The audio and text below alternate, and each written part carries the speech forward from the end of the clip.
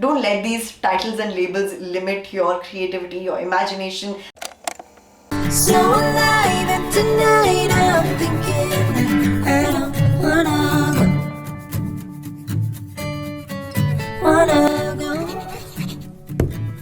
What's up everyone, welcome to another video on my June journey series. If you're completely new to my channel and don't know what the heck is happening, basically for the entire June I will be posting a video every single day, so that's 30 videos in 30 days. So if you are interested in such content or would like to keep up with all the videos on my June journey series, then make sure you are subscribed to the channel. And this is really important, click on the bell icon so that you do get notified and do not miss out on any of these 30 videos. Now, by the title of the video, you already know this is related to planning and planners specifically. And if you've been part of my channel for a while, you know that I am a huge planner head myself. The planner I use, it's by Ink Bucket. It's their 2021 dated planner. I will link this exact planner if it's available, even the undated version, which might be more useful to all of you right now. But either ways, over the past 1 year, I've been getting a lot of questions with regards to how you can use your planner more, how you can include your planner more in your day-to-day lives, and how you can actually just make use of that hard-earned money that you spend on an expensive planner. If you are one of those people, don't worry, I completely relate to you. In fact, I was exactly in your place a year ago or more than a year ago, and I would just buy expensive planners and keep it on my desk, probably use it just for the month of Jan and say tata bye bye to it. But I did realize there's so many ways that you can use your planner. So I want to talk about those things that you can include in your planner which will help you to use your planner more. This is perfect for beginners. The first simple thing you could do to use your planner daily is to put in all those important dates or appointments like birthdays, anniversaries, any other special occasions, meeting into the monthly grid of your planner. So what happens is, I know all of us have access to, let's say, Google Calendar or any other digital calendar, and if you're a working person, you might have meetings that are there on your Google Calendar, or even any other important reminders. You're more likely to put them on your Google Calendar. But instead of that, how about you take all of those reminders and put it in your monthly grid? I think most planners have this monthly grid section. The more you use your monthly grid for this purpose, it sort of gets ingrained into your brain and you're almost forced to open and check your planner to make sure that you do not forget any of those important dates. I think there's a very simple way to make sure that you are using your planner. Another way you could use your planner more consistently is to track your habits in your planner itself. You do get separate habit trackers. Some people even use calendars to track their habits. Some people use some sort of whiteboard. I also used to maintain a separate bullet journal to track my habits. And that's when I thought, Meghna, you've paid so much for this planner. Use all the features, and even if it does not have that feature of habit tracking, you can very easily make your own in one of the blank pages that are usually found in all planners. So tracking your daily habits literally ensures that you open your planner and make use of that habit tracker segment, or create your own in a blank sheet of paper, and that you check them off or cross them off at the end of every single day. This of course promotes consistency in following your habits and also promotes consistency in using your planner. Okay, another great way to use your planner is to use it as a to-do list. I am sure that many of us have used our own forms of to-do list, whether that's random paper mein jot karna, sticky note pe jot karna, or maybe you might even have them on your digital calendars or any other notebooks, journals. What if you just use your planner as your to-do list? I know this might sound very basic and almost like common sense, but many of us think of a planner and think of all the complicated ways we could use a planner for, when in reality you can just make this entire process very simple. In the daily or weekly section of your planner, just jot down to-do list for the entire week or for that day. That way, of course, again, you're making sure that you use your planner, use your daily section or weekly section of the planner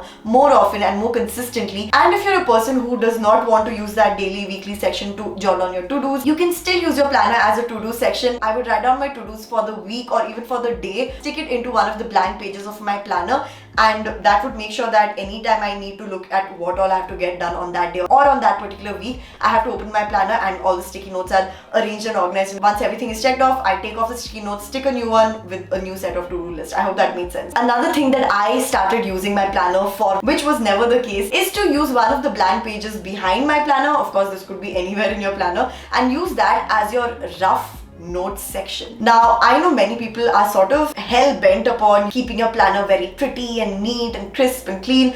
All that is great, I agree, like it's great to have a very pleasing view when you open your planner, But if it is actually stopping you in a way from using your planner more, then I mean, what's the point? Finally, a planner needs to be functional. What I mean by using one of the blank pages as your rough page is that, you know, normally throughout the day we have a lot of thoughts running in our head and suddenly we want to jot down something. We normally have a piece of paper, maybe a sticky note, maybe a rough notebook. I always have like extra rough notebooks and whatnot. I used to write all of that down there. That's when I realized, Meghna, again, same thing, like you've spent so much money on this planner, they have blank pages, just use it. It's okay if it's rough, it's okay if it's dirty, if it's like random pencil marks or scribbles, that is fine. I think that has its own charm in your planner. It really shows personality. It shows literally like a journey that you had in your brain throughout your entire year. I find this really useful, just opening up the last page of my planner and jotting down anything that comes to my head. Instead of just random papers and sticky notes and rough notebooks, I just make sure that I use my planner even for the rough notes. Another cool way to use your planner more often is to not just track your habits. I mean, for some of you it can be like, arey yaar, ab habits bhi karna padega. I get you, it's fine. But I am talking about tracking movies, series, books, anything else. I started doing this in my last year planner and I absolutely loved doing it, which made the entire planning process even more fun. I would literally just open my planner and go through all the movies that I watched. If you want to get creative, you can even stick pictures of that movie poster or maybe that K-drama that you're watching. Even track the songs that you listen to in that year. Like, it's just so much fun to track all of this, and by the end of the year you're like, wow. It's one of my favorite ways to use my planner. Just have a go at it. I'm sure you will enjoy this, if not anything else. The next point I'm going to share is one of my favorite ways to use my planner, and that is to use it as a vision board. If you're part of MegFam and been on my channel for a while, it's no surprise, right? I have done a dedicated video on creating my vision board for my planner, which I will link up here in case you want to watch that. So yeah, for me, I have put all the pictures of my vision board on my planner. It does have a dedicated section to it. Even if you do not have that, you can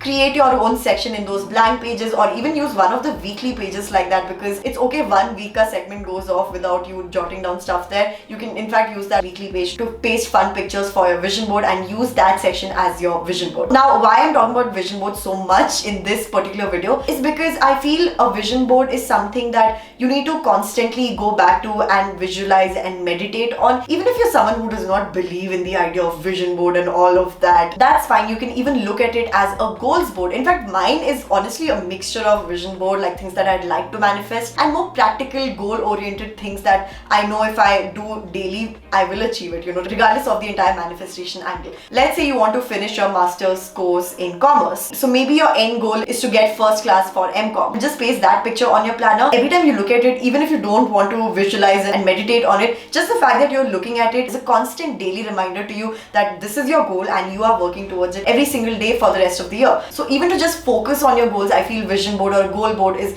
very, very effective, especially to have it in your planner, which will also ensure that you're using your planner to its maximum potential. Another way to use your planner more consistently is to do your gratitude journaling or gratitude practice on your planner. So you have those daily sections, those weekly sections. You can just jot down what you're grateful for daily in those sections. I feel this way you're also using your planner and getting your gratitude journaling practice in, instead of spending extra money on a separate journal, which I get it, I feel you. Instead of doing that, if you've spent so much money on your planner and you're feeling guilty that you're not using it at all, why not transfer all those journaling practices like gratitude into your planner? Since we are on the topic of gratitude journaling, why not just journal your thoughts into your daily section or jot down the highlights of your day? This is what I am doing currently. Especially if you're a beginner with journaling, you can start with small steps like this, where if you have a planner, you can start journaling your thoughts and feelings in those small daily sections, and in that way make your journaling practice consistent as well as using your planner consistently. The 9th tip I have for you is to track your fitness. So for example, if you are someone who's focused on getting your fitness back on, getting healthier, fitter, why not use your planner for those purposes? We really need to get this out of our brains that just because expense tracker is written there, you can't use that space for anything else. No, absolutely wrong. You can use your planner any way you want to, regardless of what's written on the title. I remember having a budget tracker segment, but I never used it for that. In fact, I used it to track my habits on there. So, you know, the sky is the limit again. You can make anything out of a planner. Don't let these titles and labels limit your creativity, your imagination, and your functionality of just using a planner. So why not use your planner exclusively to track your fitness, track everything about about it. If you're that passionate about fitness, make all the titles into whatever you want. It's up to you. If you want to cut it, change the title, that's up to you. If you want to put whitener on it, change the title, that's up to you. If you don't want to change the title at all, but you know what that section is used for, even that's fine. That's what I do. I don't even bother changing the budget tracker ka title. I just keep it and I track my habits there. So yeah, every single day, track what all you're eating, what is your diet like, sort of like a food diary, right? Maybe you're someone who's tracking their daily calorie intake or daily steps. All of that, do it in your planner. Your weight, your measurements, put that in your weekly, monthly section of your planner. Just find ways, in this case fitness, and just make your planner everything about that one topic. It's not necessary that for every one of us, that planner is going to be the perfect fit, right? Whatever your main focus is for this year, make your planner entirely about that. So this way you're more committed to achieving that goal. You're also tracking all the progress. Another option could be to track your mood or track your emotion. I have one page where I track my general mood for that day, and that really makes sure that I always open my planner and use that section. It's so fulfilling by the end of the year to look at that one page and just see the different colors of sad, happiness, any other emotions that you want to include. And I know that's just one section. If you want, you could even have like an emotion tracker where you're trying to, let's say, be more self-aware. I haven't spoken about self-awareness enough on my channel. I might do it in the series. Let me know if you'd be interested. But anyways, I feel if you're tracking your emotions every single day, what were the emotions that you felt that day? You know, you could track that in your daily section, and that might ensure that you're using your planner more often. So those were all my tips for using your planners in many different ways. You could club a lot of them. I clubbed a lot of them, and I use most of these tips that I mentioned in my own planner, and that just ensures that I'm using my planner to its maximum potential, and that's what we want, right? Like, I think the entire point of this video is that I do know from your comments that many of you feel guilty spending so much money on like an expensive planner, but now you're wondering, you know, what can you do with it? You might have even followed my planning routines and it might not have worked for you, so you just give up on it thinking, okay, it's not your cup of tea. But I feel if you try different things, you can figure out what sort of planner you are. I think all of us are different planners. It's just your own way of navigating through life. So I hope as beginners, you might have found this helpful. If you did, please leave a thumbs up and share this video around. And do not forget that if you're interested in such content, I also have a lot more planning, productivity and personal growth stuff on my channel membership. There's podcasts, goal tracking, weekly quotes, custom emojis, monthly recommendations and more on my channel membership. So if you want to check out those perks, you will find it as the first link in my description box, so make sure you check it out. And I hope you're part of the Meg fam and have subscribed and clicked on the bell and all of that good stuff. I will see you all tomorrow in my next June journey video. Bye! Oh.